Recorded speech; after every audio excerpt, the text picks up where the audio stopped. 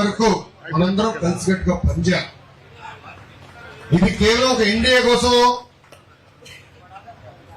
నేను వేరే ప్రయోజనాల కోసం కాదు, రాష్ట్రం కోసం, దేశ సమగ్రత కోసం మనం పనిచేయాలి. బాబు గారు కూడా ఎక్కడికి వెళ్ళినా ప్రధానమంత్రి నరేంద్ర మోడీ గారి నాయకత్వం గురించి మాట్లాడుతున్నారు. సమర్థవంతమైన నాయకత్వం రావాలి. దేశాన్ని మనం ముందరు తీసుకెళ్ళాలి. 2047కి భారతదేశానికి స్వాతంత్రం వచ్చి 100 సంవత్సరాలు అవుతుంది.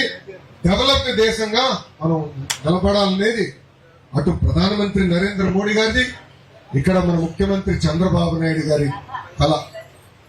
ఇది సాధించాలంటే కలిసికట్టుగా పనిచేయాలా. ఏమైనా ఇబ్బందులు ఉంటే వచ్చి నాకు చెప్పండి, నేనన్నా మిమ్మల్ని కన్విన్స్ చేస్తా, మీరన్నా నన్ను కన్విన్స్ చేయాలి. అంతేగాని మిస్ ఫైర్లు, క్రాస్ ఫైర్లు, విడాకులు అవుట్ ఆఫ్ క్వశ్చన్.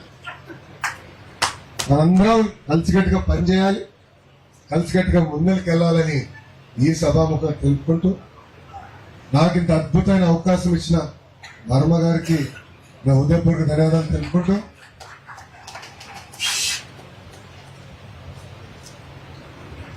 నాకు ఇంత అద్భుతమైన అవకాశం ఇచ్చిన వర్మ గారికి నా హృదయపూర్వక ధన్యవాదాలు తెలుపుకుంటూ నేను మీ అందరి దగ్గర నుంచి సెలవు తీసుకుంటాను. అందరికీ నమస్కారం. జై హింద్.